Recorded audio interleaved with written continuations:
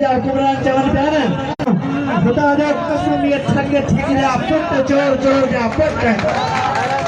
इनजो इनजी केल खुदा ते की भंडा सरकारी हुजे सरकारी जो पूजे ऐं कुरान क्षेत्र की चवन तसी बेर कोन ठाइदा भई असां के को भी यकीन कोन्ती तो सागणे सरकारी जो को भी मतलब नाए उनके मजहब में पेटा मारी पोती ऐं तीज पद भी दे सके असी कल जेके हुक्मरान ॻाल्हाया ने सिंधी में सिर्फ ॻाल्हाया ई पानी जे मसइले ते जो ही जेका ज़मीनूं ॾिनियूं तव्हां पीपल्स पार्टी जंहिंमें आसिफ ज़रदारी जी भाईवारी आहे उन ते तव्हां छो न ॻाल्हाया उन ते तव्हांजो हिकिड़ो वज़ीर बि छो कोन ॻाल्हाया पर असांखे ख़बर आहे उन जी लिस्ट थी असांखे अभी टकेल मौक़े में ज़रदारी जा असां में एतिरी हिम्मत ऐं ज़रूरत आहे असीं तव्हांखे कहिड़ो पाण चले पकड़े सघूं था असी जॾहिं बि असीं चाहियूं था ये फैसला तव्हांजा वापसि अचे असीं चाहियूं था त खुदा जो कसम असां में उहा ज़रूरत हिम्मत आहे असीं ख़ुदि सूबे जा पैरोकार आहियूं असीं सूबे बादशाह जा पैरोकार आहियूं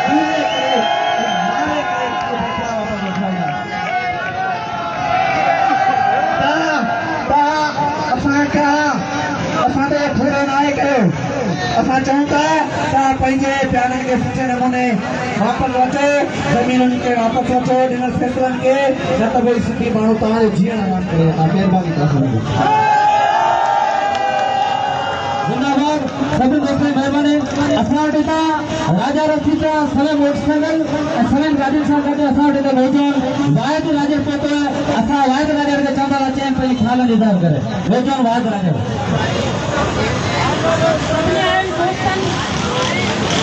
पार्टी के मेंबरनि ऐं अॻुवाणनि खे भलीकार चऊं था ही जेको पाणी जो मसइलो आहे इहो हिकिड़ो अवामी मसइलो आहे इहो पाण सभिनि जो मसइलो आहे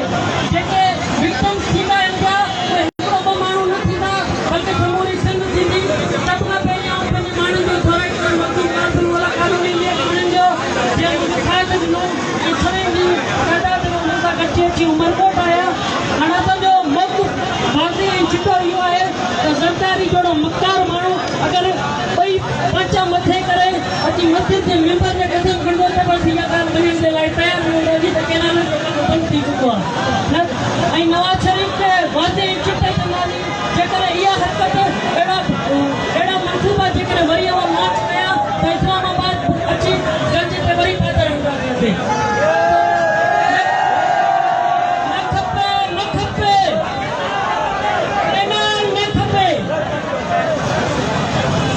महिरबानी करे जेका एजेंट आहे उन दोस्तनि खे गुज़ारिश कजे थी उन एजेंट ते ॻाल्हायो ऐं जेका बि दोस्त मथे वेठा आहिनि उन्हनि दोस्तनि खे गुज़ारिश कजे थी साम्हूं अचो जी मीडिया जे कवरेज ख़बर पए त उमरकोट माण्हू कतो निकितो इन जे करे सभिनी दोस्तनि गुज़ारिश आहे त सभु जेके मथे दोस्त बीठा सभु वेठो असां वटि उमरकोट बार जे सदर शरीफ़ वीर ऐं जनरल सेक्रेटरी लियाकत सैतो समेत जेका बि वकीलनि जो वफ़द पहुतो आहे असां हिन कार्यकोट वारनि खे सलाम पेश कयूं था जिथे बि सिंधी धरती ते मुख्य वक़्तु हूंदो आहे हिन कार्यकोट वारनि पंहिंजो पाण खे मल्हायो आहे अॼु उमरकोट अलावाला चौक ते सिराज मोहम्मद जी असां सां गॾु बीठा आहिनि असां हुनजा शुक्रगुज़ार आहियूं असां हाणे मामा जमंदर बदर जे पुटु प्रेमी राजी शुगर खान के चंदा रखे मामा जमंदर बदर जी शायरी ॿुधाए शुगर खान वठी वारा जनम वर्गो मिठा मेहरान वर्गो शरीयत भावो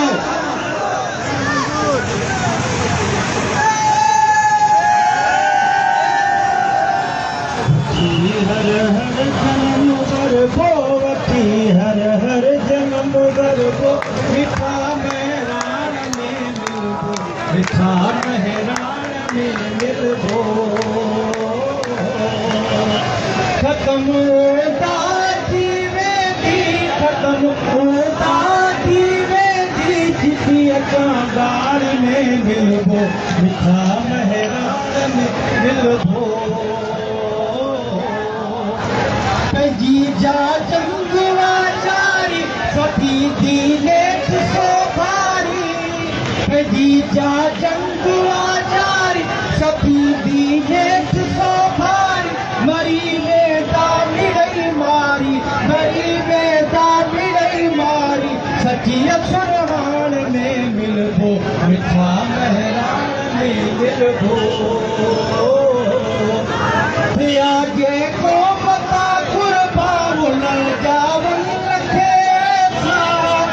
थिया जे क़ौमता कुर्बान जा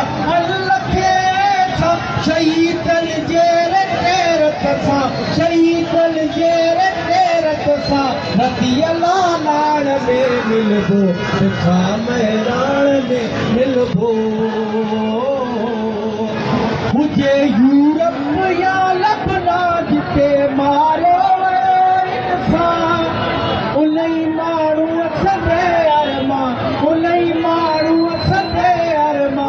आई रत छाड़ में मिलबो मिठा मेहरान में मिलबो वठी हर जन्म वरबो वठी हर जन्म वरबो मिठा मेहरान में मिलबो मिठा मेहरान में मिलबो असां वटि उमर बाद सदर एडवोकेट शरीफ बीर का चंदा को अचे खिताब करे एडवोकेट शरीफ बीर सभिनी दोस्तनि गुज़ारिश करे थी साथ ऐं मूंखे ज़मीन वारो टाइम लॻी पियो आहे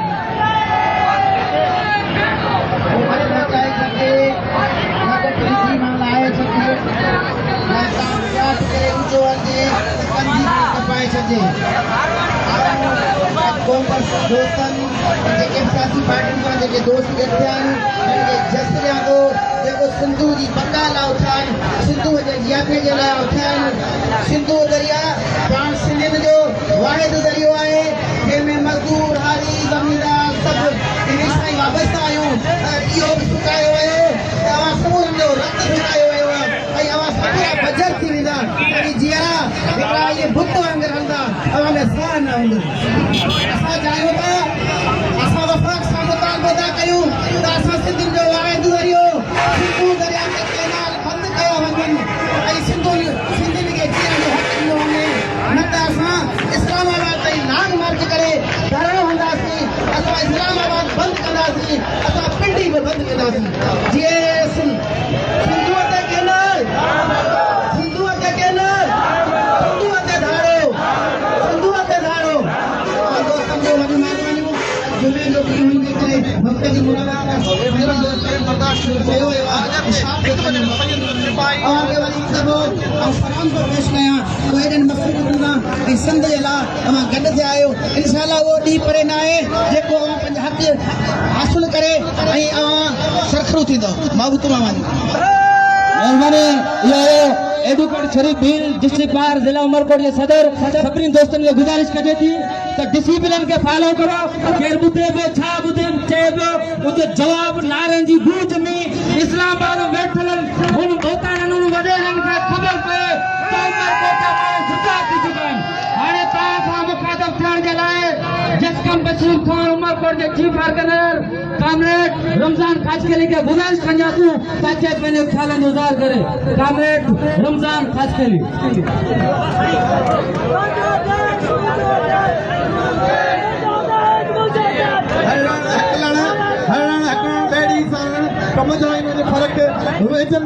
रुक वेंदे रान में मुंहिंजा मान वारा साथी वारो मुंहिंजा धरती जा हिलाली पुटो जीअं सिंधु देश जीअं रहबर आज़म साईं जीएम सैयद जीअं शहीद सिंधु देश मोहतरम बशीर खान कुरैशी इनकलाबी जदोजहद जी त तव्हां दोस्तनि खे ख़बर आहे अॼु दुनिया में दरियाहनि जो आलमी ॾींहुं मल्हायो पियो वञे ऐं इन लाइ असां सिंध जा हिलाली पुट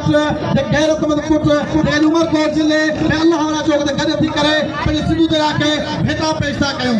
ऐं असां सिंध जे दुश्मननि खे ऐं सिंधु दरिया जे दुश्मननि खे वाज़े तौर ते ही पैगाम ॾियणु चाहियूं था त असांखे सिंधु दरिया ते को बि कैनाल मंज़ूर न आहे ऐं असांखे सिंधु दरिया ते को बि डैम मंज़ूर न आहे ऐं जॾहिं त ही चोलिस्तान जो जेको ड्रामो शुरू कयो आहे कैनालनि जी सूरत वारो हा हिननि खां छा ही पाकिस्तानी इंजीनियर उन अंग्रेज़नि इंजीनियर खां बि होशियार थी चुका आहिनि जेके 1920 में इन ही 5 मिलियन वॾी आबाद कंदड़ कैनाल खे रद्द करे चुका आहिनि त इहो कैनाल कंहिं बि सूरत में वॾी आबाद नथो करे सघे अगरि इहो 5 मिलियन सामारी बनी या रेगिस्तानी बनी आबाद थींदी त पहिरियां जेके समर जी पहुचण वारा इलाइक़ा आहिनि उहे गैर आबाद थी वेंदा ऐं अंग्रेज़नि उहो मुआहिदो उहो सिस्टम कैंसिल करे छॾियो ऐं अॼु पंजाब में वेठल उहे इंजीनियर ऐं ज़रदार टोले जा साथी उहे उन्हीअ खे अॼु उन कैनाल खे ठाहे करे उहे ॿुधाइनि था त असां 6 मिलियन मनी आबाद कंदासीं ख़ुदा तव्हां वटि जेको अब्बासी निज़ाम अंग्रेज जो ठाहे ॾिनल हो उनखे तव्हां गैराबाद करे छॾियो उनखे तव्हां गैरफाल करे छॾियो ऐं असां इन लाइ कंहिं बि सूरत में सिंधु दरिया ते को कैनाल क़बूल करण लाइ तयारु न आहियूं ऐं सिंधु दरिया ते असां को बि गेम ठाहिण लाइ तयारु न आहियूं ऐं इन लाइ असां ज़रदारी टोले ऐं ॿियूं वफ़ाक़ी पार्टियूं जेके वफ़ाक़ियूं पार्टियूं वफ़ाक़ में वेठल आहिनि ऐं उहे सभु वाक़िफ़ आहिनि ऐं उहे बि अॼु उनखे बि वाज़ह ॻाल्हि करणु खपे हा उहे सिंध सां बीहनि था सिंधी दरिया सां बीहनि था या उन फिटल वफ़ाक़ सां बीहनि था जेको सिंध जो सरासर दुश्मन आहे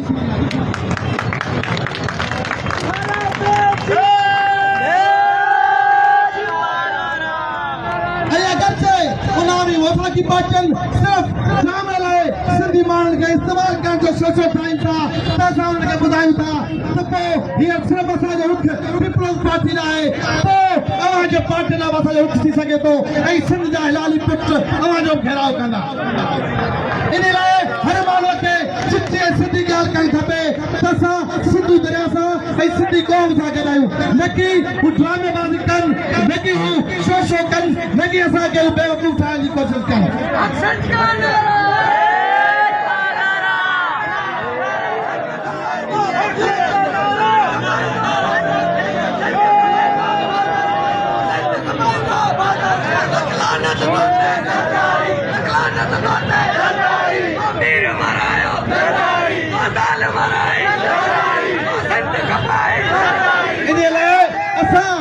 ख़ासि तौर ते उन वफ़ाक़ी हुकूमतनि खे ऐं उन्हनि खे ॿुधाइण था चाहियूं त असां हमेशह पंहिंजी धरती जो दिफ़ा कयो आहे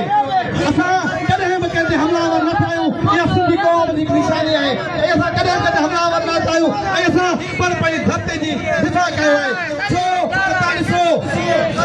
असां सिंधु दरिया ऐं सिंधी ॿोलीअ खे असां अंग्रेज सां वियासीं बुख सां वियासीं पर पंहिंजी धरती ऐं पंहिंजी क़ौमी ॿोली खे अॼु ॾींहुं बचाईंदा पिया अचूं इन लाइ असां ज़रदारी टोले ऐं ख़ासि तौर ते उन ॿिनि पार्टियुनि जे माण्हुनि खे इहो ॿुधाइण था चाहियूं त तव्हां बि पंहिंजो वाज़े चिटो मोक़म रखो त तव्हां सिंधी क़ौम सां गॾिजो महिरबानी महिरबानी रमज़ान असां वटि शाइर असां उमरकोट जो नौजवान शाइर अशरफ अली खे गुज़ारिश कजे त चई पंहिंजी ख़्वाब जो इज़हार करे अशरफ अली साहब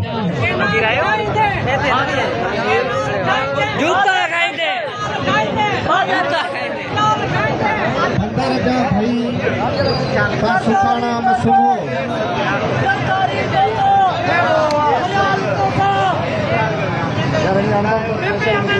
बंदर जा भाई ता सुखाना मसूमो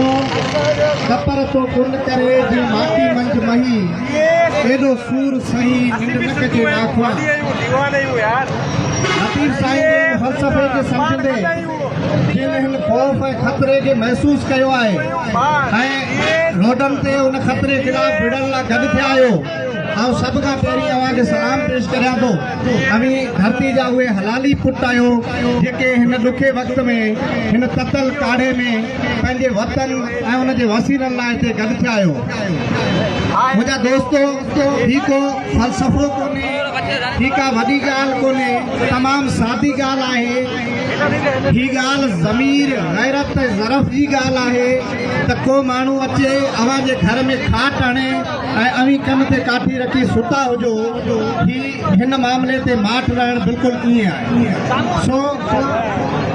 उमरकोट के माण्हुनि खे गुज़ारिश कंदुसि त ही मामलो दरिया जो मामलो के हिकिड़े एहतजाज सां हल थियण जो मसइलो न आहे असीं जेके पंहिंजी रूटीन जी ज़िंदगी जियूं पिया असीं जेके घर खां दुकान घर खां नौकरी ताईं वञूं था शाम जो वापसि था अचूं असांखे इहे सभु तब्दील करणा पवंदा असांजे नस्ल जी आबियारी कयूं पिया असांजे बचनि खे पालियूं पिया जंहिंजी सुठी तइलीम सिहत ऐं सुठे माहौल लाइ परेशान आहियूं सुभाणे जेकॾहिं ही दरिया न रहियो ही धरती बंजर थी वेंदी ऐं उहो ई नस्ल उहे ॿार जिनखे प्यार सां पालियो पिया उहे सुभाणे अव्हांखे चवंदा अव्हां खां पुछंदा त बाबा जॾहिं असांजो दरिया सुकायो पियो वियो तॾहिं अव्हां छा पियो कयो ऐं जेकर अव्हीं हिन भेड़ में विढ़ंदे मारिया वञो था त मूंखे हिन धरती जो कसम आहे त सुभाणे अव्हांजो औलाद अव्हांजी कब्रुनि ते फ़ख़ुर सां ईंदो त पंहिंजे नस्लनि जी जंग में पोइते न अटो कल्ह सवेरो असीं बीठा हुआसीं बेतलवार चौक ते ॿ सूट बूट वारा माण्हू आया उन्हनि अची पुछियो त छा ही रियासत दुश्मनी ते बदल मूवमेंट आहे छा ही मुल्क दुश्मन प्रोटेस्ट आहे अगर उहे दोस्त हिते किथे मौजूद हुजनि त उन्हनि खे ॿुधाइण चाहियां थो त मुल्क दुश्मनी त आहे पर मुल्क दुश्मनी केरु करे पियो इहो सोचणो पवंदो असीं पाणी जी सख़्त किलत खे मोहरियूं पिया ऐं असांजे बचियल पाणी ते अमीं केनाल ठाहे पंहिंजो रेगिस्तान बनायो पिया इहा मुल्क दुश्मनी आहे इहा रियासत दुश्मनी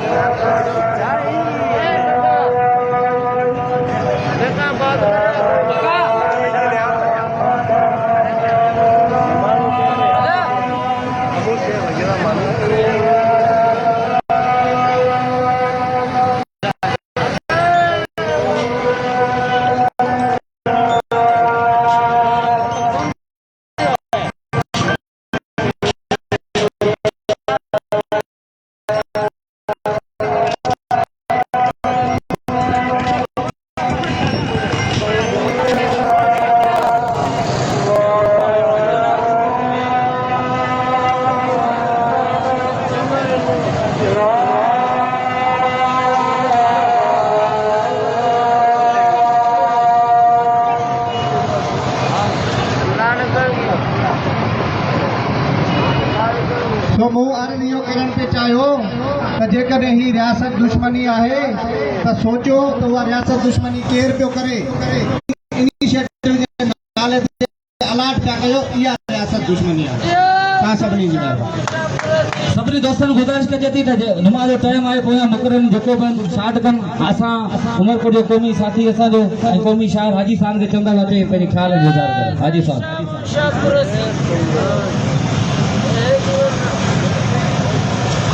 अज 14 मार्च हर साल दरियाउनि जो ॾींहुं ईंदो आहे पर हिन साल ही जेको दरियाउनि जो आलमी ॾींहुं आयो आहे उन ॾींहुं सिंधी माण्हुनि